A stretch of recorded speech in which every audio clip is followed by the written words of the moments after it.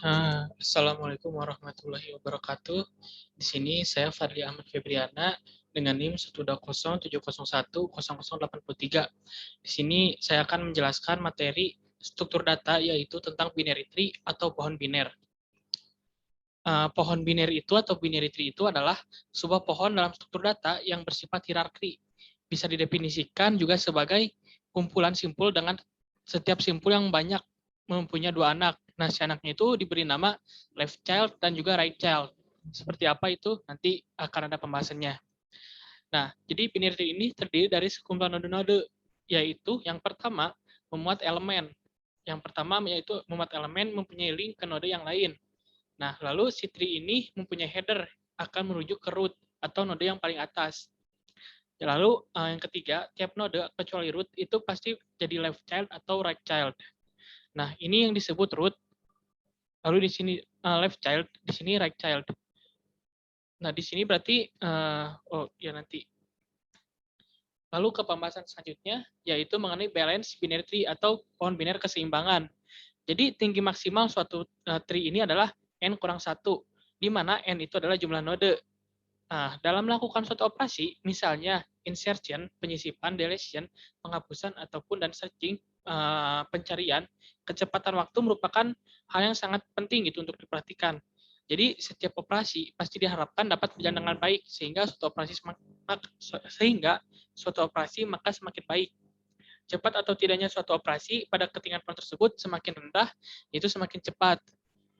Lalu ada pohon AVL atau AVL Binary Search Tree, di mana ia memiliki perbedaan jumlah node pada subtree kiri ataupun subtree kanan maksimal 1, atau dapat dikatakan antara sama atau selisih 1. Nah, di sini tuh tadi yang dijelaskan di sini tuh, nah di sini tuh berarti jumlah height-nya itu adalah punya satu height. Di sini ya, satu di sini. Nah, lalu si root ini tidak termasuk jumlah height-nya. Nah, jadi cara menentukan height dan balance faktornya itu jika node root tidak memiliki subtree, height-nya itu adalah 0. Jika node adalah leaf atau daunnya, itu yang paling bawah itu mempunyai ketinggian 1. Jika internal node, maka height sama dengan height tertinggi dari anak plus 1 balance faktor. Selisih tinggi antara anak kiri dan anak kanan itu jika tidak memiliki anak, dianggap 0. Kayak gitu. Nah, lalu di sini ada artian-artiannya ya. Yang pertama depth. Depth itu kedalaman, berarti jumlah link dari node ke root. Nah, lalu jika hanya punya root, kedalamannya berarti 0. Atau tidak punya root, artinya sama dengan negatif 1. Jadi bukan 0. Karena kalau 0 itu hanya punya root aja, dan kalau tidak punya root, artinya negatif 1. Nah, jadi binary tree ini yang balance itu punya ada persamaannya yaitu 2. 2 pangkat D, D itu artinya depth-nya, kedalamannya, per 2 depth tambah 1 dikurang 1 node. Nah, kalau mencari size n-nya itu, atau floor-nya itu sama dengan log sama dengan 2n.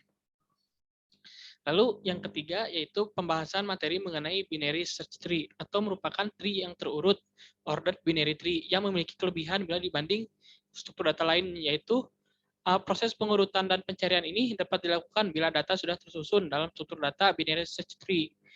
Lalu pengurutan dapat dilakukan bila binary search tree ditelusuri traversed menggunakan metode in order.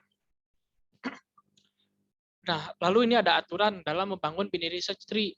Yang pertama itu semua data di bagian kiri subtree dari node T selalu lebih kecil dari data dalam node T itu sendiri.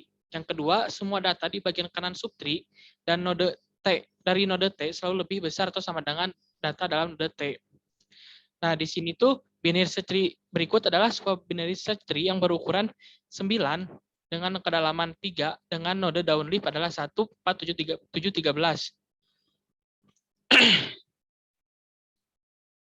Nah, ini berukuran 9 tuh dihitung dari 1, 2, 3, 4, 5, 6, 7, 8, 9.